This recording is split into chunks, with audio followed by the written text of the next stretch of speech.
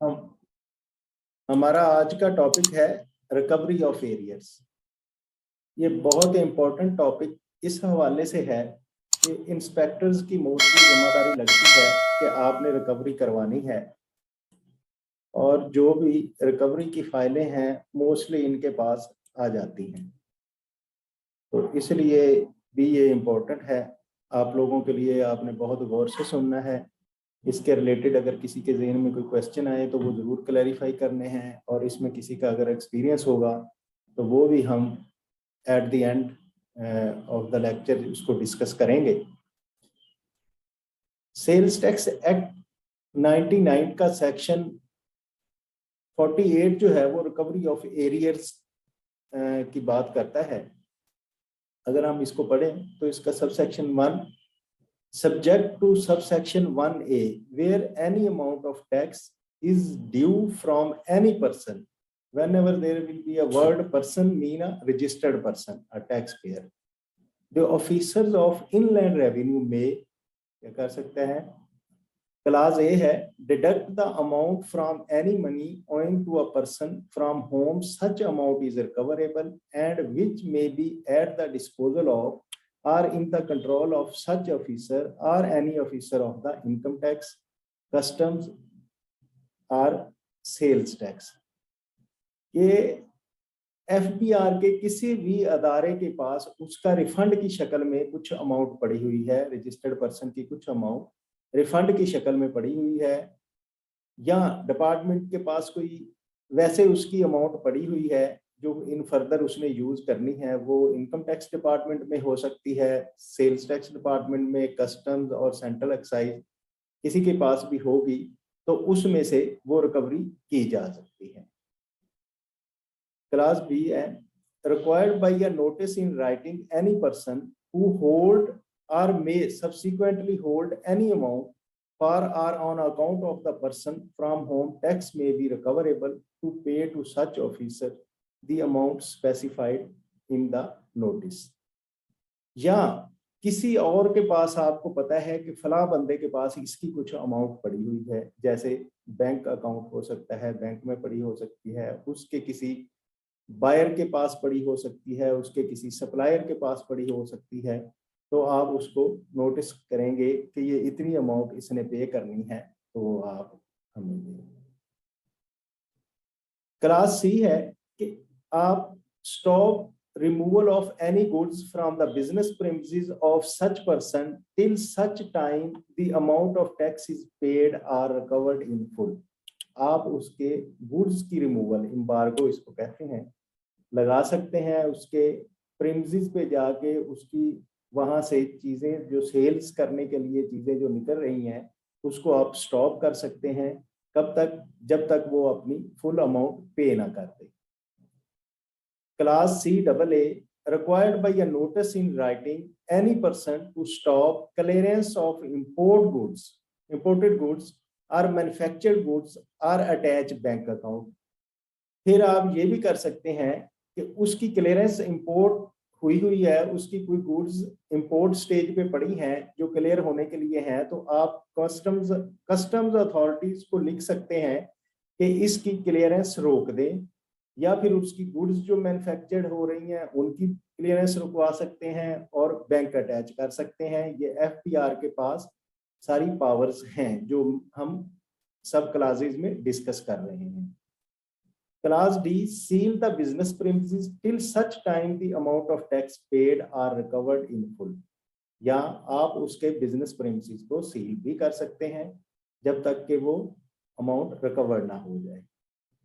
Attach and sell without attachment any movable or immovable property of the registered person from whom the tax is due।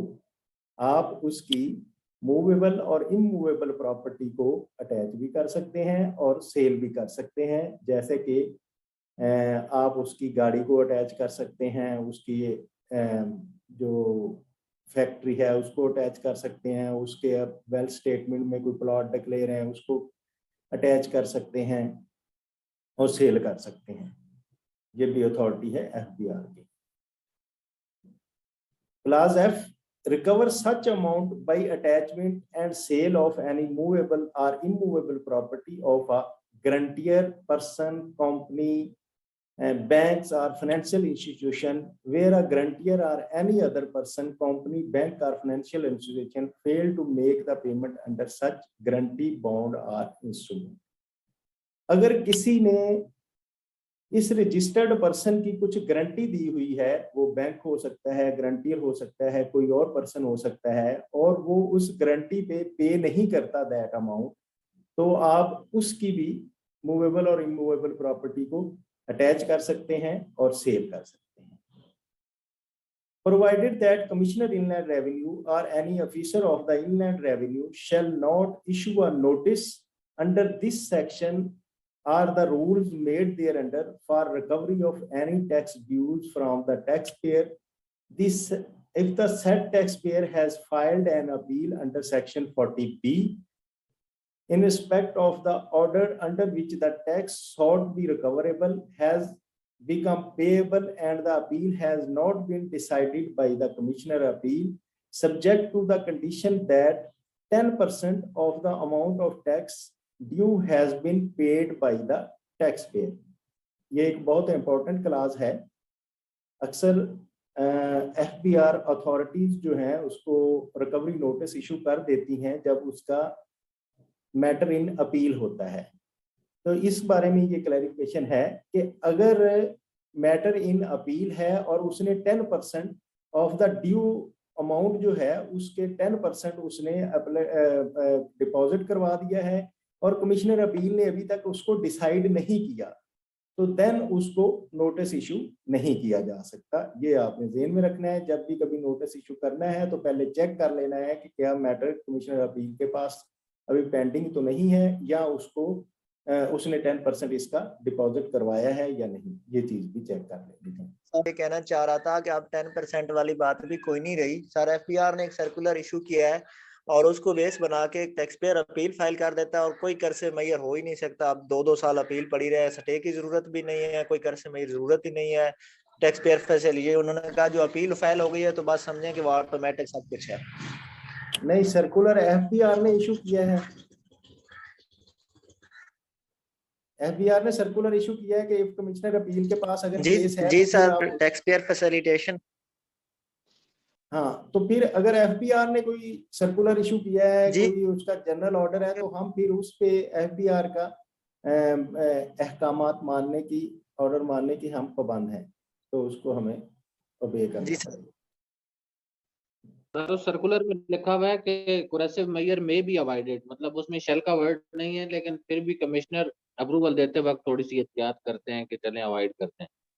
Sir ji, may be को उन्होंने compulsory समझ लिया. आज तक मुझे कोई भी RTO में मैंने नहीं देखा जहां पे अपील फाइल हो और कोई भी अप्रूवल हो गई हो, मे बी को वो कंपलसरी समझते हैं. ये शेल ही समझा जाता है सर. सही. अच्छा, section 1A, if any arrears of the tax, default, surcharge, penalty or any other amount which is adjudged or payable by any person and which cannot be recovered in the manner prescribed above, the board or any officer authorized by the board may write off the arrears in the manner as may be prescribed by the board. होता ये था कि बहुत सारे cases बन जाते थे और वो cases fake and flying invoices के रिलेटेड में भी हो सकते थे, ऐसे बंदों के रिलेटेड हो सकते थे कि जो पर्सन्स, कोई उधर PN था उसके नाम पे कोई ऑर्गेनाइजेशन बन गई, कोई रजिस्टर्ड हो गया और फिर उसने करोड़ों का उसका केस बन गया. तो अब जब उसकी जाके देखते थे तो वो बंदे के पास तो कुछ नहीं होता था, कोई रिकवरी की सिचुएशन नहीं बन सकती थी, अमाउंट रिकवर्ड नहीं हो सकती. या और भी बहुत से ऐसे केस हो सकते हैं जिसमें के एरियर्स तो पड़े होते हैं बहुत सारे, लेकिन वो रिकवर नहीं हो सकते, रिकवरेबल नहीं है. तो ऐसी सिचुएशन में ये है कि आप उसको बोर्ड ऑथोराइज करता है किसी को, या बोर्ड खुद जो है उसको वेव ऑफ कर देता है. अक्सर आपने देखा होगा कि राइट ऑफ हो जाते हैं ताकि वो एरियर्स की अमाउंट ज्यादा ना रहे. Subsection 2, for the purpose of recovery of tax, penalty or any other demand raised under this act, the officer of Inland Revenue shall have the same powers with under the Code of Civil Procedures 1908, subsection V of 1908. A civil court has for the purpose of the recovery of an amount due under the decree. यानी कि जो civil court के पास powers होती हैं amount recover करने की, वही जो है इनलैंड रेवेन्यू ऑफिसर्स के पास पावर होंगी कोड ऑफ सिविल प्रोसीजर्स के तहत। सर ये प्लीज कुछ पावर्स तो बता दें, या किसी और मेरे कोलीग्स को पता है, क्योंकि समटाइम हमें ये फेस करनी पड़ती है प्लीज सर। अभी जो हम आगे रूल्स पढ़ रहे हैं ना सारे, उसमें बहुत सारी पावर्स आपके पास इतनी आ जानी है कि आपको इनकी जरूरत ही नहीं पड़नी। मैंने ये भी पावर्स आपके पास हैं, लेकिन अभी रूल्स में सारी हम डिस्कस करते हैं, उसके बाद फिर आपको सारी क्लियर हो जाएगी। सबसेक्शन 3 है the provision of subsection 1 and 2। Thank you sir. Okay. The provision of subsection 1 and 2 shall mutatis mutandis apply regarding the assistant in collection and recovery of the taxes in pursuance of a request from the foreign jurisdiction under the tax treaty, bilateral and the multilateral conventions and the inter-government agreements or the similar agreements or mechanisms। तो हमने जो subsection 1 और section 2 में किया है वो कहता है जी सेम सिचुएशन है, इसमें अगर थोड़ी बहुत तब्दीली करके की भी जाए तो उसका मकसद जो है वो सेम रहता है, और इसी थोड़ी बहुत तब्दीली करके आप इसको परसू कर सकते हैं, इसको फॉरेन जुरिस्डिक्शन में भी, लेकिन उसमें जो टैक्स ट्रीटी हैं डिफरेंट कंट्रीज के साथ उनको मद्देनजर रखना पड़ेगा कि हमारे क्या क्या ट्रीटीज हैं और किस किस तरह से फॉरेन जुरिस्डिक्शन में ये इसको परसू किया जा सकता है। ले जी, इसके बाद हम सेल्स टैक्स रूल के बारे में पढ़ेंगे। जहां तक जिसका कोई क्वेश्चन है तो वो बता दे ताकि इसको हम क्लियर है। Thank you. क्लियर है जी। सेल्स टैक्स रूल्स में सर रिकवरी के हवाले से नोटिस का सर जिक्र नहीं किया गया, कौन सा नोटिस किस चीज के लिए जब रिकवरी करनी है तो वो पहले बता सकते। ये हम अभी एक्ट पढ़ रहे थे, वो सारा जो है रूल्स में बताया गया है कि आपने कौन सा नोटिस किस तरह से करना है। तो अभी हम sale recovery as per sales tax rule अभी पढ़ने लगे हैं, तो उसमें वो सारी चीजें आपको क्लियर हो जाए। Okay sir. Recovery as per sales tax rule 2006, तो इसको भी अच्छी तरह समझिएगा क्योंकि आपको ये ज्यादा काम करना पड़ रहा है आपके लिए। आई थिंक ये सबसे इंपॉर्टेंट टॉपिक आज का ही है। Part 1 of chapter 11 of the sales tax rule 2006 deals the recovery। ये तो हमें पता चला। दूसरा ये है कि application the provision of this chapter shall apply to the recoveries made under section 48 of the act। जो हमने अभी एक्ट पढ़ा 48, उसके तहत जो भी रिकवरीज हैं उनको ये रूल जो है ये चैप्टर उसके लिए अप्लाई होगा रिकवरी करने के लिए। इनिशिएशन ऑफ रिकवरी एक्शंस आपने किस तरह करना है, रूल 71 है, उसका सब रूल 1 क्या क्या है। On expiry of the 30 day from the date on which the government dues are adjudged, the referring authority shall deduct the amount from any money owing to the persons from whom such amount is recoverable and which may be at the disposal of or in control of such officer। तो referring authority mean जो कि जिसको authorities दी गई है, law में inland revenue officers को authority दी गई है, तो उसमें वो कहता है कि जी 30 डेज जब एक्सपायर हो जाएं तो उस ऑफिसर के पास अगर कुछ अमाउंट है वो रिफंड की शक्ल में हो सकती है, कोई एडवांसेस की शक्ल में हो सकती है, उस रजिस्टर्ड पर्सन की, तो पहले तो वो कहता है जी उसमें से वो डिडक्ट कर लेगा। जैसे रिफंड जब इशू हो रहे होते हैं सेल्स टैक्स के, तो उसमें वो देखा जाता है कि रिकवरी अगर सिस्टम में डल जाती है कि अगर उसके अगेंस्ट कोई रिकवरी है तो रिफंड में से पहले वो एडजस्ट होती है, फिर बाकी का उसको चेक बन के मिलता है। Sub rule 2, in case the government dues are not fully recovered under subsection sub rule 1 of the referring authority may। हाँ, अगर उसमें पहले रूल में हमने जो बात पढ़ी उसमें अमाउंट टोटल फुली रिकवर्ड नहीं हुई तो फिर क्या करेगा serve a notice to the sales tax, customs, federal excise and income tax officers in form set as out of STR 16. I think आप इसकी बात कर रहे थे कि ये फॉर्म किस तरह से इशू करने हैं, तो वो क्योंकि रूल्स में बताए हुए हैं तो STR 16 आप इशू करेंगे to deduct the government dues from any money owing to the defaulter which may be under their control, and the copy of such notice shall be endorsed to the defaulter. कि जो आप customs, sales tax, federal excise और income tax officers को letter लिखेंगे उसको STR 16 कहते हैं, और इसकी कॉपी डिफॉल्टर को भी देंगे कि जे कोई अगर इस बंदे की अमाउंट, इस रजिस्टर्ड पर्सन की अमाउंट आपके पास पड़ी हुई है तो वो उसमें रिकवर कर लीजिए। एक क्वेश्चन है मेरा। जी बिल्कुल कीजिए। सर यहाँ पे जब से हमने ये स्टार्ट किया लेक्चर, ऑफिसर इनलैंड रेवेन्यू की बात की जाती है, तो ये ऑफिसर इनलैंड रेवेन्यू में सेक्शन 30 के तहत जितने भी ऑफिसर्स आते हैं वो वाले हैं, या फिर जो जुरिसडिक्शन असाइन की जाती है कमिश्नर की तरफ से वो ऑफिसर्स आएंगे?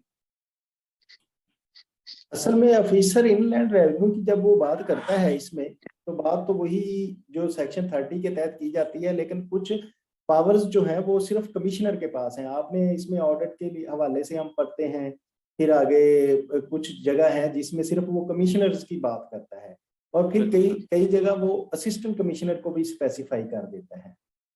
ठीक है, तो उसमें फिर जब वो पावर डेलीगेट आगे करता है कमिश्नर, तो तब वो सर्टेन प्रोसेस जो है, मतलब ऑडिट जो है वो इनलैंड रेवेन्यू ऑफिसर नहीं कर सकता कि जब तक कमिश्नर उसको सिलेक्ट ना करे और उसको पावर्स ना दे। तो इसी तरह कुछ ओवर रूलिंग्स की रिफंड में अगर बात हम करेंगे तो उसमें एडिशनल कमिश्नर के पास पावर है, तो कुछ स्पेसिफाई कर दी जाती हैं, और जो इनलैंड रेवेन्यू ऑफिसर्स की लिखी जाती हैं वो फिर वो जनरल होती हैं कि इनलैंड रेवेन्यू ऑफिसर ही इसको कर सकते हैं। Okay sir. अब आपने पहले STR 16 का नोटिस दे दिया, आपने उसको भी कॉपी कर दी। Clause B required by the notice in writing any person or organization who hold or may subsequently hold any money for the account of the defaulter to pay such officers the amount specified in the notice.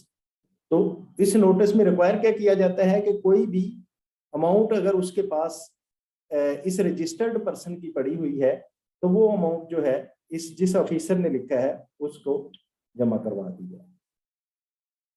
Clause C है required by the notice in writing the customs officer to stop the clearance of any goods imported by the defaulter। तो ये भी class C के तहत notice दिया जा सकता है कस्टम ऑफिसर को कि उसकी इंपोर्ट की जो क्लियरेंस है उसको रोक दिया जाए। क्लास D के तहत attach the bank account of the defaulter, ये मोस्टली जो रिकवरी करने वाले ऑफिसर्स हैं ये काम करते हैं, जिसपे जल्दी रिकवरी हो जाती है कि उसका बैंक अकाउंट अटैच कर दिया जाता है। Provided that either before or after the initiation of the recovery proceedings the collector may if so requested by the persons concerned recover the dues in such installment as may deems proper. Routine में भी ऐसे होता है, और law भी ये कहता है कि अगर वो बंदा रिकवर्ड करवाना चाहता है, रजिस्टर्ड पर्सन अमाउंट रिकवर्ड करवाना चाहता है और वो चाहता है कि मुझे इंस्टॉलमेंट बना दी जाए, मैं इसको पे कर दूंगा, तो आप उसको रिकवरी की कोशिश करें और इंस्टॉलमेंट की उसको ऑप्शन दें। Provided further that in case a registered person pay the amount of tax sir less please than एक क्वेरी है सर प्लीज। हाँ जी सर एक क्वेरी है कि इसमें क्लास CA भी है सर एक्ट में सर। क्लास CA जो है वो ये लेटेस्ट ही है मेरे पास है वैसे। ये रूल्स है sir, sorry I am wrong sir, sorry. हाँ ये रूल्स अभी हम पढ़ रहे हैं ना, वो उसमें क्लास C, वही मैं कह रहा हूँ CA तो हम पढ़ रहे हैं, तो सर राइट, ये अभी हम कर रहे हैं रूल्स की बात कर रहे हैं। ठीक है। Provided further that in case the registered person pay the amount of tax less than the due tax as indicated in his return, the referring authority may directly proceeds to recover the short paid amount by attachment of the bank account of the defaulter through stoppage of clearance from the business premises as provided in the following rule after serving the notice for payment of short paid amount in 3 days. ये जो बात की गई है इसका section 11A भी इसकी बात करता है कि अगर शॉर्ट पेमेंट है, रिटर्न के फेस पे शॉर्ट पेमेंट आ गई कि उसकी अमाउंट ज्यादा बन रही थी लेकिन उसने पेड कम की, लेकिन इसमें सिचुएशन ये हुई कि जब भी इस तरह की रिकवरी हुई, केस जो है वो कोर्ट में गया तो हाई कोर्ट में ये चीज एस्टेब्लिश्ड हो गई कि रिटर्न उस वक्त तक सबमिट ही नहीं हो सकती जब तक उसकी पेमेंट पूरी नहीं होती। तो इसलिए जब से आपकी ये इलेक्ट्रॉनिक सिस्टम है, शॉर्ट पेमेंट का कंसर्न होता ही नहीं है कि आप इसको कर नहीं सकते। तो कोर्ट ने रजिस्टर्ड पर्सन के हक में, टैक्स पेयर के हक में इसका फैसला दिया हुआ है कि शॉर्ट पेमेंट जब इलेक्ट्रॉनिक रिटर्न है तो ये अगर शॉर्ट पेमेंट हो तो ये तो सबमिट ही नहीं हो सकती। तो इसमें हालांकि इसमें 1-2 दफा ऐसा केसेस हुए हैं कि उसने फर्ज किया, उसके पास फर्दर टैक्स पेएबल उसका बनता है, फर्दर टैक्स उसको जमा करवाना चाहिए, लेकिन उसके पास ये ऑप्शन होती है कि वो फर्दर टैक्स के कॉलम में से उसको डिलीट कर दे कि इतना बन रहा है तो वो उसको रेज कर दे, तो वो फिर फर्दर टैक्स नहीं बनता और वो पेमेंट नहीं बनती। तो हालांकि वो है तो ये शॉर्ट पेमेंट, लेकिन क्योंकि सुपीरियर कोर्ट्स ने इस पे फैसले दिए हुए हैं कि शॉर्ट पेमेंट की रिटर्न जब फाइल होती है तो आप उसका कर नहीं सकते, बैंक अटैच इस बेस पे नहीं कर सकते, 11A को आप नहीं लगा सकते, तो वो मोस्टली फिर इसको ऑफिसर्स अवॉइड करते हैं। इसके रिलेटेड आपके ज़हन में कोई क्वेश्चन है तो, या बात जो मैं समझाने की कोशिश की आप समझ गए ये बात? सर कैन यू रिपीट कर दें, समझ नहीं है सर। इसमें होता ये है, एक हमारा सेल्स टैक्स एक्ट 1990 का सेक्शन है 11A शॉर्ट पेमेंट का, कि रिटर्न सबमिट करते हुए जो ये इस क्लास में मैंने बात पढ़ी है कि अगर आप रिटर्न सबमिट करते हुए उसने शॉर्ट पेमेंट की, उसके बन रहे थे 100 रुपया, उसने 50 रुपए जमा करवाए और रिटर्न सबमिट कर दी।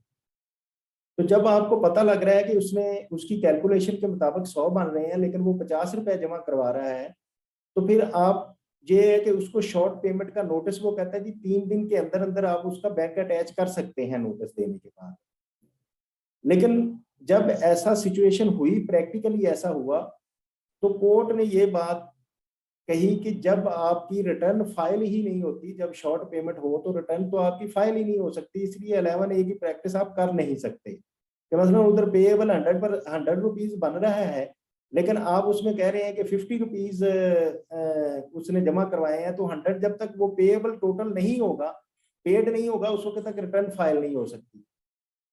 तो लेकिन सिचुएशन कुछ ऐसी है कि एक रजिस्टर्ड पर्सन है, उसके पास फर्दर टैक्स जमा करवा उस पे लगता है और वो फर्दर टैक्स करवा रहा है, तो जब वो फीड करता है कोई भी इनवाइस, तो उस रिटर्न में जो फर्दर टैक्स कैलकुलेट सिस्टम करता है, उस सिस्टम को वो अरेज कर सकता है, उसके पास ऑप्शन है इसको अरेज करने। अच्छा, जब अरेज कर देगा तो वो जाहिर है वो पेमेंट बनेगी नहीं, पेमेंट बनेगी नहीं तो जाहिर है वो शॉर्ट पेमेंट है कि एक को फर्दर टैक्स जिसको लागू था और उसने फर्दर टैक्स नहीं जमा करवाया, तो शॉर्ट पेमेंट तो उसकी वो बनती है। लेकिन कोर्ट्स के ये फैसले जो है रजिस्टर्ड पर्सन के हक में आए हुए हैं कि ये आप इस बेस पे, शॉर्ट पेमेंट की बेस पे आप अब नहीं कर सकते जब इलेक्ट्रॉनिक रिटर्न है और वो सबमिट ही नहीं होती जब तक पेमेंट नहीं होती। ये बात है।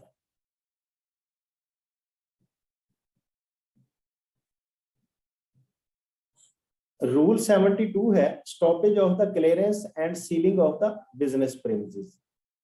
In case the government dues are not recovered in the manner prescribed in Rule 71, the referring authority shall serve upon the defaulter a notice as set out in STR 17. तो STR 16 के बाद आप STR 17 issue करेंगे, informing him that removal of any goods from his business premises shall be stopped with effect from the date specified in the notice till such time the dues are paid or recovered in full. तो आप STR 17 उसे issue करेंगे कि आपकी जो goods की removal है उसको हम रोक देंगे जब तक आप पेमेंट नहीं करवाते, इसलिए आप उससे पहले पहले पेमेंट करवा दें, आपके फलां डेट से हमने इसको आपकी रिमूवल ऑफ गुड्स रोक देंगे। Provided that if the government dues still remain unpaid, the referring authority shall seal the business premises of the defaulter till such time the dues are paid or recovered in full. हाँ, तो ये STR 17 issue करने के बाद भी उसने amount आपको payment नहीं की, तो फिर आप उसके बिजनेस प्रीमिसेस जो है उसको सील कर सकते हैं तब तक कि जब तक तमाम अमाउंट रिकवर्ड ना हो जाए।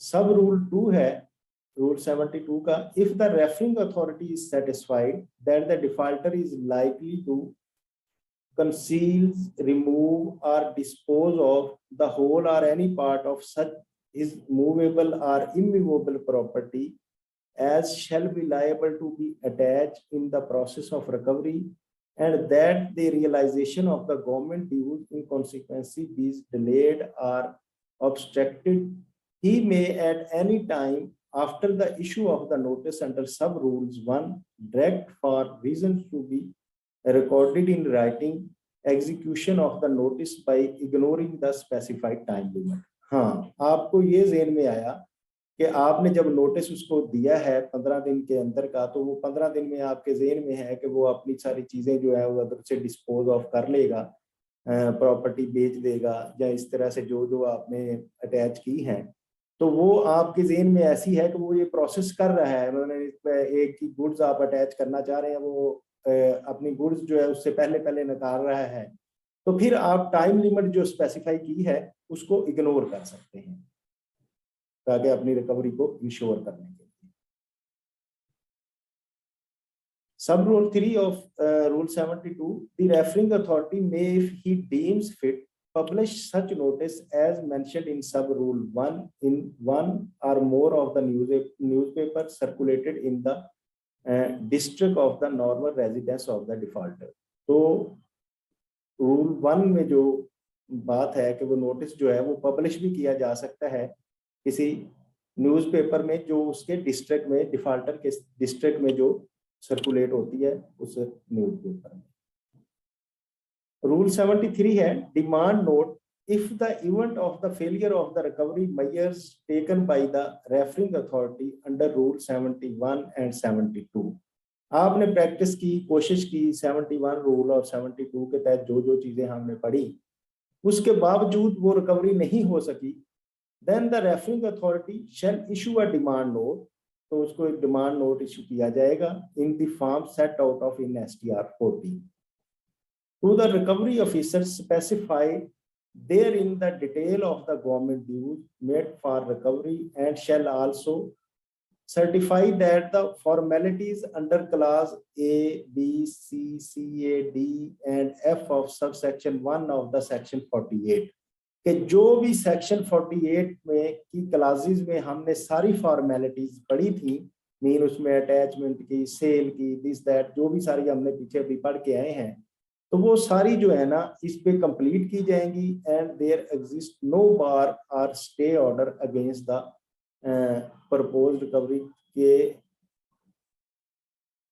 There exist no bar or stay order कि वो कहते हैं जी उसमें ये स्टे ऑर्डर की भी बार नहीं होगी जब ये सारा प्रोसेस आप कर लेंगे।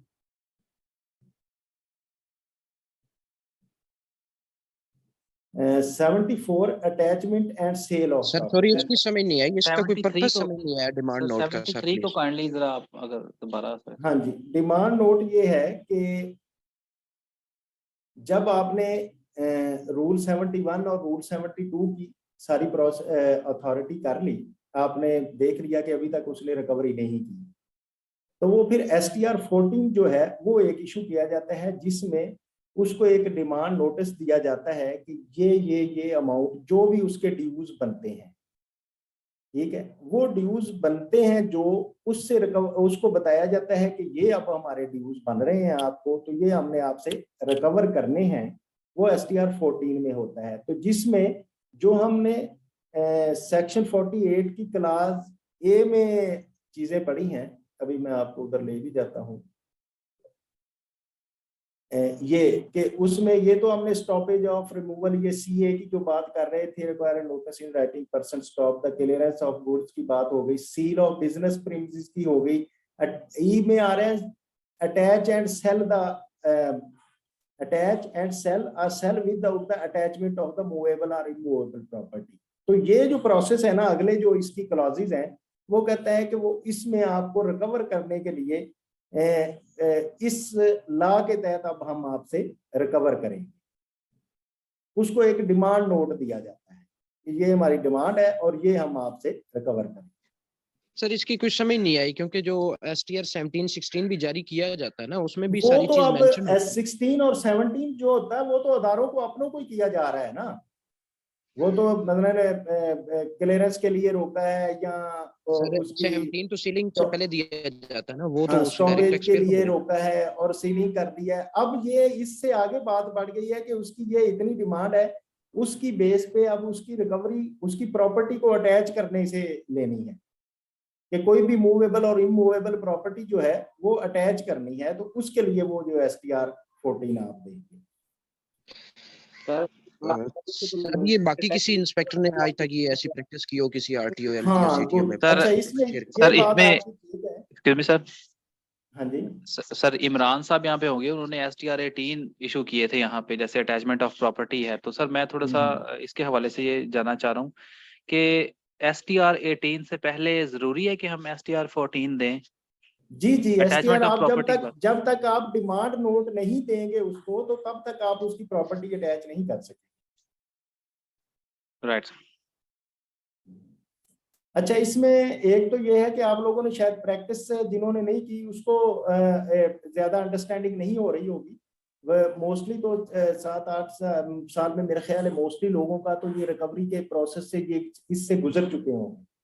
तो इसमें आप में जाके वो बाकी लोगों को समझाने के लिए जो कोई बताएगा। अच्छा, ये बात ये हो रही थी कि इससे वाकई ऐसा होता है कि बात यहाँ तक कम ही आती है या प्रैक्टिस हम कम ही करते हैं, लेकिन ये होती है। मैंने तो 1-2 दफा प्रॉपर्टी को अटैच किया। आप लोगों में से अगर किसी ने किसी की कोई गाड़ी अटैच की हो, प्रॉपर्टी अटैच की हो, कोई गुड्स अटैच की हो, तो इसमें जरा एक्सपीरियंस शेयर करें ताकि दूसरे दोस्तों को भी ये अजीब सी बात ना लगे,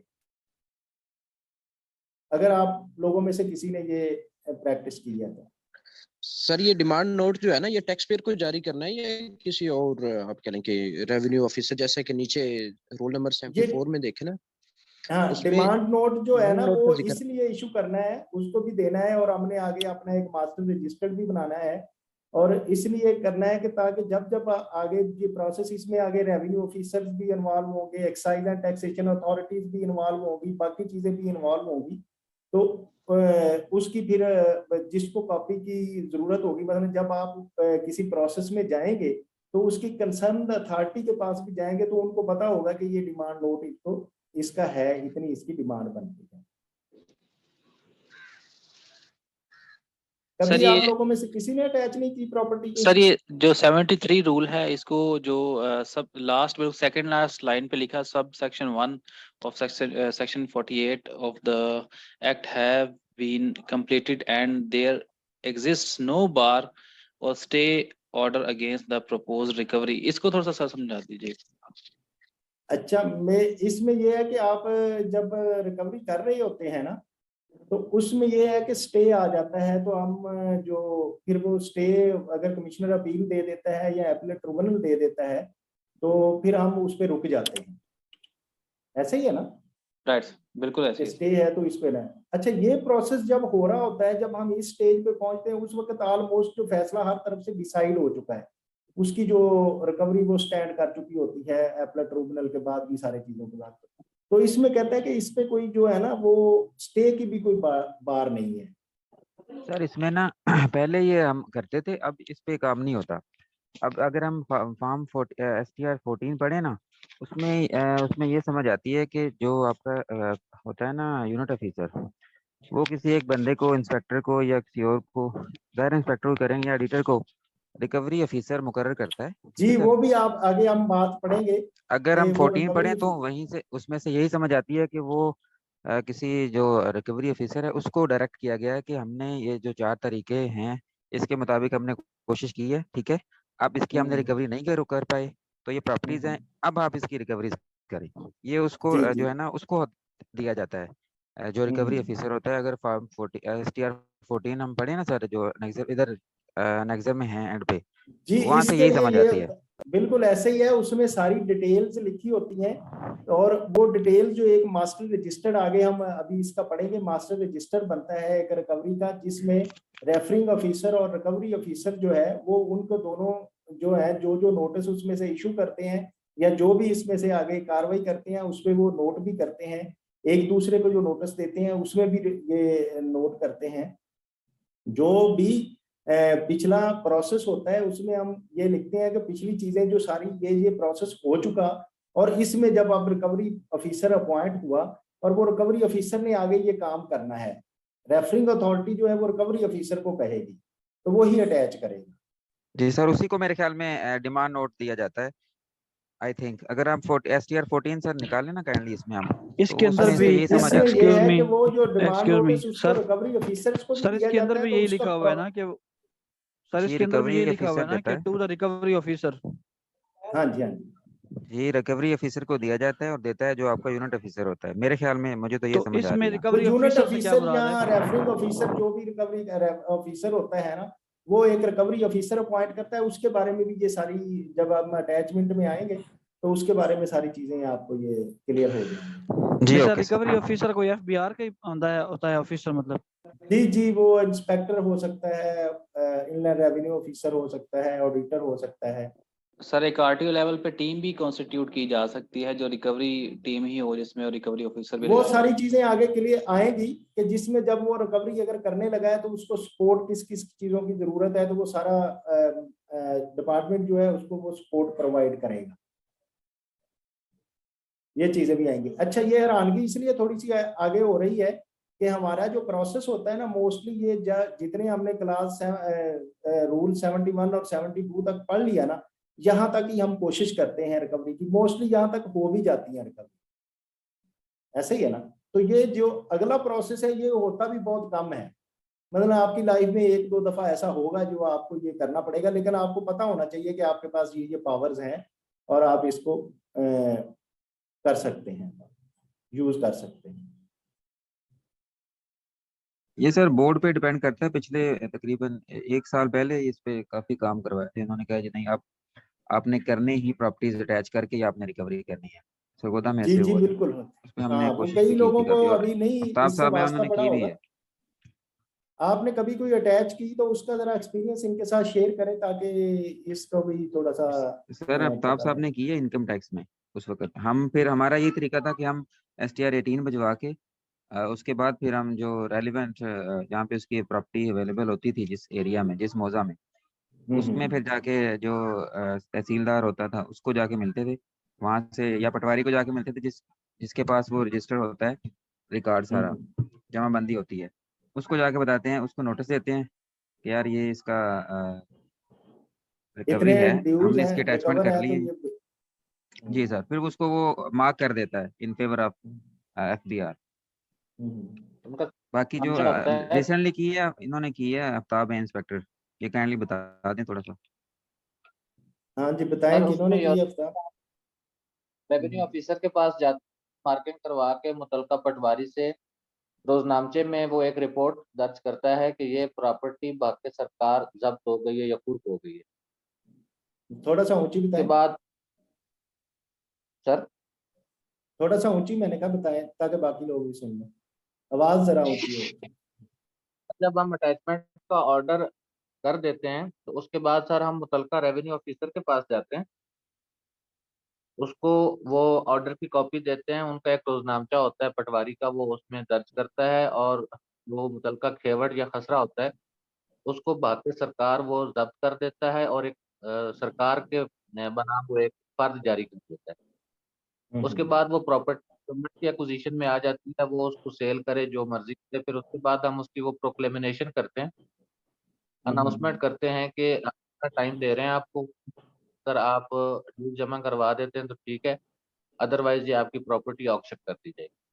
तो मीनवाइल बिल्कुल वो सही। Almost deposit. अच्छा, ये पहला जो प्रोसेस आपने बताया इसको हम कहते हैं अटैचमेंट। जो अब आप कहते हैं ना के सरकार हो गई, मीन ये है कि वो अटैच हो गई। सर अब आपके जो नोटिस है इसके, जैसे आप बैंक अटैच सर- करते हैं कि बैंक सर एक अटैचमेंट आप ये और ये है हाँ कि जी, ये अटैचमेंट तक तो हम अक्सर जाते हैं, जो आगे का प्रोसीजर है ना इसका, कि इसको मतलब ऑक्शन कैसे करना है, वो थोड़ा सा इसको डिटेल्ड में अगला जो प्रोसीजर है वो भी गाइड करें। वो अभी हम पढ़ रहे हैं, इसमें आगे आ रहा है, अभी इसमें हम पढ़ रहे हैं इसका ना, वो अगले आना है। पहले होती है अटैचमेंट, सबसे पहला प्रोसेस होता है कि आप उसे अटैच करते हैं। जब अटैच कर ली फिर आगे सेल का प्रोसेस है, वो अभी हमने सारा पढ़ना है। और कुछ जहां तक क्वेश्चन आपके जेहन में है तो वो बताएं उसमें। जैसे ये अभी आफ्ताब ने बताया कि वो प्रॉपर्टी हमने अटैच कर ली, यहाँ प्रोसेस हो गया अटैचमेंट तक का, कि अब उसको फिर वो ज़ाहिर है वो जो ओनर होता है उसको भी साथ साथ पता चल रहा होता है। अगर तो वो पे, ऐसी सिचुएशन हो कि उसकी प्रॉपर्टी महंगी है या वो पे कर सकता है तो वो उधर फिर पे कर देता है। बाज़ औक़ात ऐसी भी सिचुएशन होती है कि उसके पास पेइंग कैपेसिटी नहीं होती, वो प्रॉपर्टी होती है। तो उसके बाद अभी हम सारा प्रोसेस पढ़ेंगे कि उसको फिर अटैच वो सेल कर दिया जाता है। तो वो सेल करने के बाद ये भी बताया जाता है कि कौन कौन से, ये सारी चीजें आगे आएंगी कि किन चीजों को अटैच कर सकते हैं, किन चीजों को नहीं अटैच कर सकते। ये अभी आप पढ़ेंगे ना तो अगली बातें अभी आप पूछ रहे हैं।